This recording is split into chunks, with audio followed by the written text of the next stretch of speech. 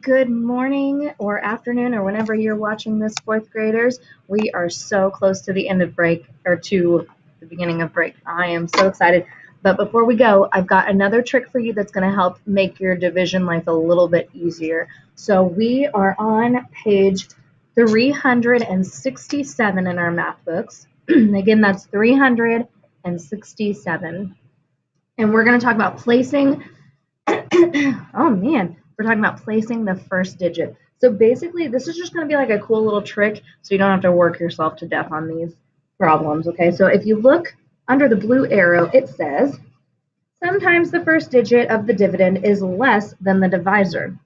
I'm going to give you an example of that in just a second. You may not be able to place the first digit of the quotient over the first digit of the dividend. So if you look at example 1, this is a perfect example of what they're talking about. It says Adriana's family went to Yellowstone National Park during their vacation. Suppose one of the Yellowstone's geysers erupt every 7 minutes. So a geyser, if you don't know, really cool. I went to these when I was in 4th grade. It's basically just like a hole of water that's really, really hot, and then it like shoots up into the air, kind of like if you put Mentos in a Diet Coke. That's what it is, but it's natural, so it's super cool. Anyway, suppose one of the Yellowstone geysers erupts every 7 minutes. How many times does the geyser erupt in 65 minutes? So they want you to find 65 divided by 7. And then if you look here, it also says 65 divided by 7, estimate it. That's just a tool to see if you're going to be close to your answer. So 70 divided by 7, think what times 7 is 70. They rounded up, didn't they? So what times 7 would equal 70? That's going to be 10. So that's your estimate there. But that's just to see how close you're going to be. Okay.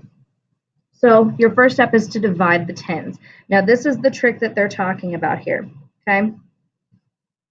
So when you divide the tens place is right here. That's 6. Okay. And so it says divide 6 divided by 7. But 7 is bigger than 6. So you can't divide it in there. So it's telling you to look at that first place and see, will it even fit? So some of you in my class have heard me say you can't fit a size whatever foot in a size whatever shoe. If you have a size 7 foot, it's not going to fit in a size 6 shoe. So we cannot divide and put in 7 into 6. It's not going to work. So that's kind of that little trick to see, are we even going to have that? So sorry about that little pause there.